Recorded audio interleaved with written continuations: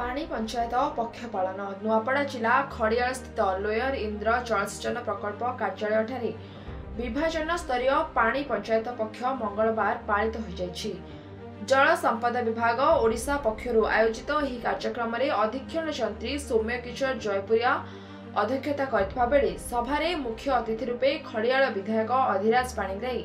जोगदे जमी को जल जोगाण सह व्यवस्थित ढंग से जलर आवंटन हेबाकू आह्वान करथिले। ए पर्यंत खड़ियाल अंचलर अनेक जमी को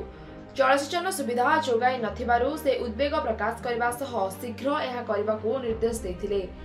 रबी चाष पई सबु जमी को तिखाली डैम रु पानी जोगाण पई चासी माने दाबी करथिले। एही उपलक्षे मिलेट प्रस्तुत खाद्य एवं शस्य प्रदर्शनी पल्ली विकास अनुष्ठान निर्देशक सुरेश कुमार राउत को नेतृत्व रे होइतिला। पानी पंचायत पक्ष नहीं एक सचेतनता रथ आसंता 30 तारिख पर्यंत बुली लोकंकु सचेतनता सृष्टि करबा नै सूचना दिया जायछि।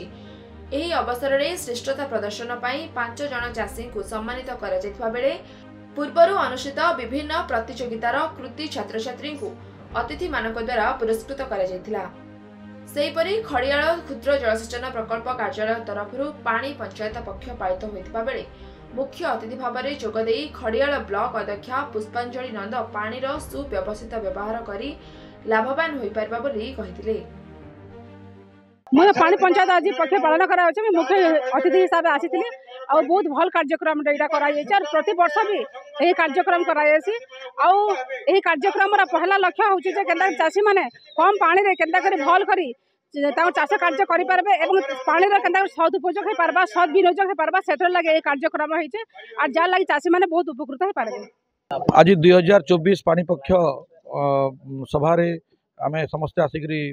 उपस्थित थिलु आ लोयर इंद्र इरिगेशन प्रोजेक्ट रो जो पानी पंचायत भाई माने आइछंती पाखापाखि 70टा पानी पंचायत रो आज समस्त चाषी भाई माने आसिक एठी पहुंची थिले। यार उद्देश्य हला जे चाषी मानकर अधिकार एवं गोटे डैम रु गोटे प्रोजेक्ट रु केमती सुचारू रूप से पानी लोक पाई परिबे तार सफल रूपायन हो पारिबो एवं विभिन्न सरकार रो जो योजना अछि से योजना केमती लोकंकर पाखरे पहुंची पारिबो तार ऊपर आज विस्तार रूप से आलोचना हला। पानी पंचायत पक्षर मुख्य उद्देश्य थिला कि आमे जो जलसेचन करूचु तलमुंडर जमीर चाषी भाई मान को केमती सुरुखुरे पानी पहुंची पारिबो एवं जो आमे जल आवंटन करूचु से जलटी किपरि आमर कम माने कम नष्ट होइकिना केमती समस्तकर काम रे आसी पारिबो सेटा ही जल पानी पंचायत पक्षर मुख्य उद्देश्य एवं ता सहित आमे जो आज प्रोग्राम रो आयोजन करा जायथिला आमर जल संरक्षण एवं जल संरक्षण रिलेटेड जेतिक भी अच्छी कृषि भित्तिक कार्यक्रम से गुड़ाक सचेतनतार वार्ता देवाई एवं आम पानी पंचायत जो अच्छी कमिटी एवं आमर सब कमिटी गुड़ाक से कौन असुविधा हो फील्ड रे एवं चाषी भाई मानकर कौन रियल प्रोब्लेम होची से सब जिनस को गोटे आम कोरम हिसाब रे डिस्कसन करने गोटे माध्यम थिला। नुआपड़ारू सांभ कुमार सराफ को रिपोर्ट